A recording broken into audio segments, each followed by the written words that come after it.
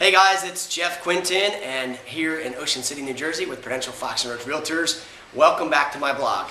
So today I want to share with you some information and just basically a conversation about that I just had recently with a client. And it's kind of it's a conversation that's really not a comfortable conversation in many cases because unfortunately in the market today, as a real estate agent, we're always sharing the truth about the market so that the client, the sellers can make the right educated to get the knowledge and the right financial decision for them.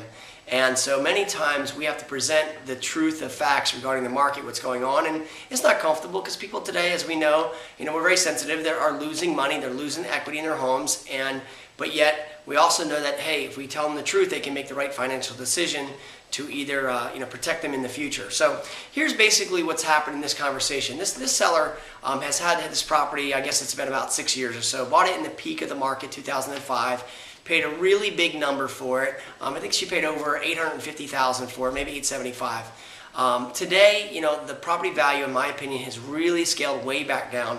It's ultimately worth maybe in the low sixes, 6.25, 640 at tops. So if she was to sell it today at that number, ultimately for this scenario, we're talking about around a $600,000 net figure to the seller. A huge loss here, okay? Right now, what this seller currently owes on the home is approximately $700,000, okay?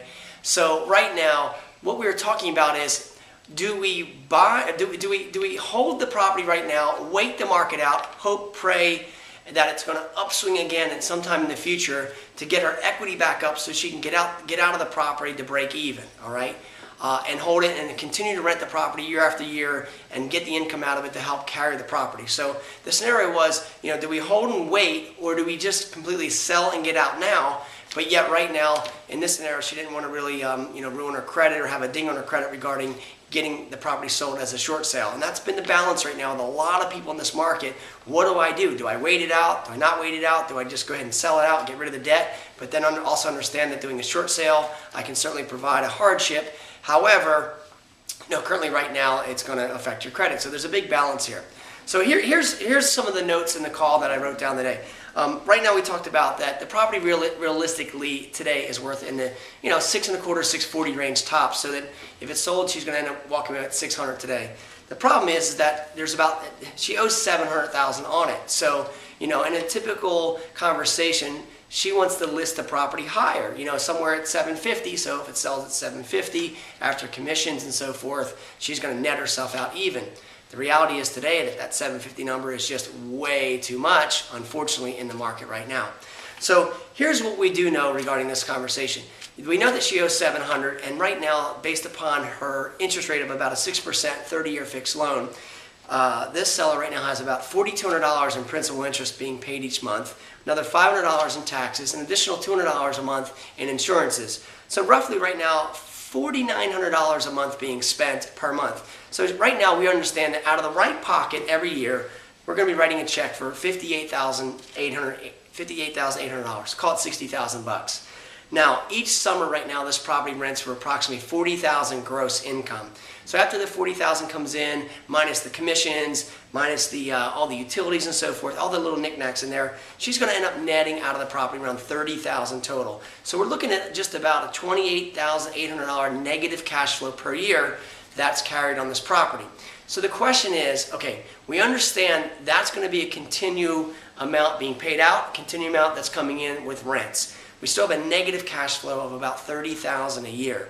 My question was to her, how long do you want to carry the property year after year knowing you're throwing out $30,000 to the property just to carry it? So the challenge that we came up with was, okay, so how much time is it going to take to get this market to upswing and go back? It's in my opinion right now, based upon all this inventory, this marketplace is going to be here for a while. And right now, the difference is if she sold it today to get out even, let's just call it $600,000 net, and she needs it to go all the way back to $750, that's a $150,000 spread between the net figure that she'd walk away with today and actually where she needs the market to get to.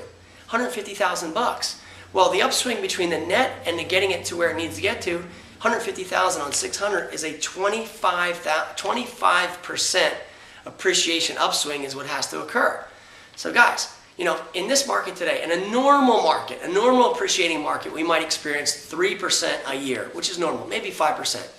3% a year normal. So it'll take this property in this situation 8 years of appreciation, okay, to go from 600 net to 750 where she needs to get out even. So it'll be 8 years worth of payments to carry the property. We already know that she's going to be a negative cash flow over the next 8 years of 30 grand. So she's going to spend, $240,000 right there and just carrying the property in hopes that it goes up by $150,000. So out of her right pocket, she'll still throw the next 8 years $240,000 out of her right pocket to help carry the asset and hope and pray that it goes up 25% to the number she needs to get to, which is a $150,000 spread. It certainly just doesn't make sense to pay $224,000 out to carry an asset in hopes that it goes up $150,000. You're still negative there all day long. Plus, you'd end up with a home that's 5 years older or older, and that's also not taking into consideration any type of opportunity cost of that $224,000 you could use. That's a whole nother conversation. And in addition to that, the carrying on the property being 5 years older from now. So this was what we came up with, that right now to hold this property in this situation just financially doesn't make sense. However, this seller she's having a hard time getting over this whole entire fact that, look, I got to sell this house. If I'm going to sell it, I got to sell it short.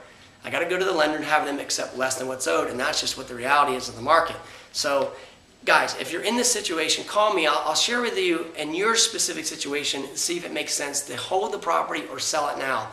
If you're going to hold these properties, guys, you got to understand and look at the financials of it. Erase the address, erase the memory, erase the emotional connection, and just look at it on paper and say, what are my carrying costs?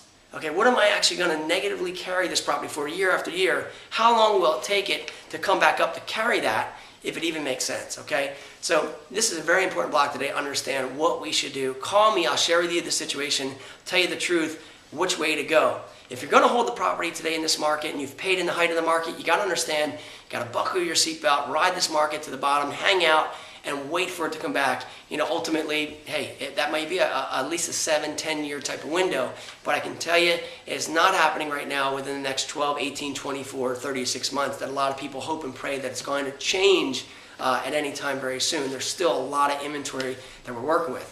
So anyway, give me a call, 609-398-5333. Send me an email, jeff@jeffquintin.com. Give me your scenario. Go ahead and comment back on this. Send it to a friend if I can help you in any way. If you need to know how much your home is worth, we'll certainly share that with you. And as always, I look forward to our conversation being the best call of your day. Make it a great one.